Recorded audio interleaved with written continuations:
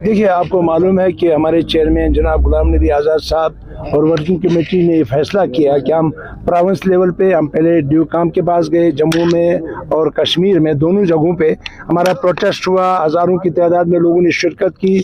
उसके बाद हर डिस्ट्रिक्ट में कठुआ से लेकर किश्तवाड़ तक और श्रीनगर के कई डिस्ट्रिक्टों में और अभी आगे बाकी श्रीनगर के बाकी डिस्ट्रिक्टों में कल से प्रोटेस्ट हो रहा है। तो इसके बाद अगर जो एलजी साहब को आज़ाद साहब ने बात की और उन्होंने कहा कुछ मरले हम छोड़ देंगे, हम चाहते हैं कि जिन गरीबों के आशियाने बने हैं, जिनकी झोंपड़ियां बनी हैं, उनको रोका जाए। क्योंकि आपको मालूम होना चाहिए कि मिलिटेंसी के दौर में बहुत सारे हमारे लोग यहाँ से शहरों की तरफ आए गाँव से और अपनी जान बचाने के लिए इनको अपना छत जो 4-5 मरले 10-15 मरले पे बना दिया।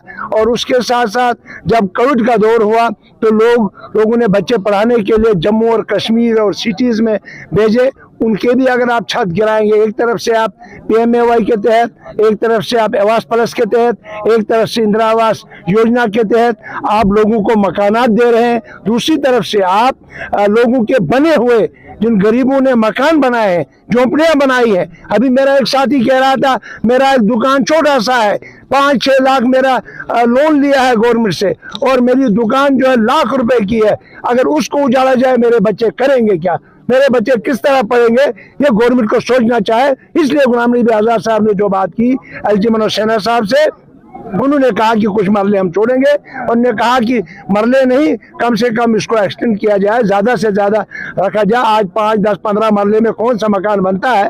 लिहाजा मुझे उम्मीद है कि वो इसको वाइट पेपर जो है, ऑर्डर जो है मनोज सिन्हा साहब को इशू करना चाहे, ताकि पता चले कि किसका मकान बचेगा, किन किन लोगों को वो राहत देना चाहते हैं।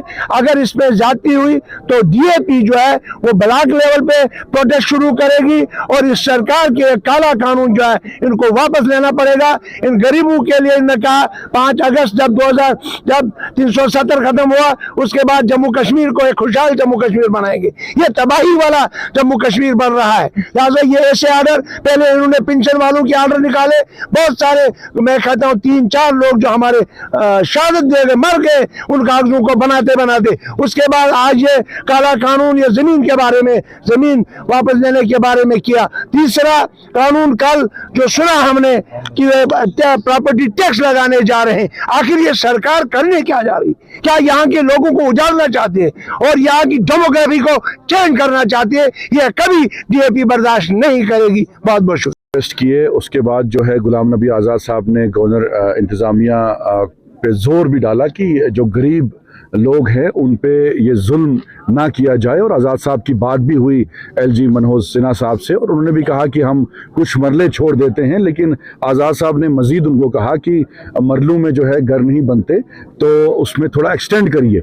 तो हम जो माफिया है, जो लैंड ग्रैबर्स हैं, उनके खिलाफ कार्रवाई करिए। हम कहीं भी किसी भी प्रोटेस्ट में नहीं कह रहे कि आपने जो बड़े बड़े महल जो हैं, जो बड़े बड़े इंडस्ट्रियल सेटअप जिन्होंने बनाया है, ज़मीन सरकारी हड़पी है, तो उनके खिलाफ कार्रवाई करिए। लेकिन जो गरीब लोग हैं, जिन्होंने महाराजा हरि सिंह के वक्त में ज़मीनें जिनको अलॉट हुई थी, उस वक्त जो है ज़मीनें आबाद नहीं थी, तो उस वक्त एक ऑर्डर आया कि आप इन ज़मीनों को आबाद करिए। कुछ ने अपने मकान बनाए, कुछ ने दुकान बनाई, छोटी छोटी दुकानें, कोई टी स्टॉल चला रहा है।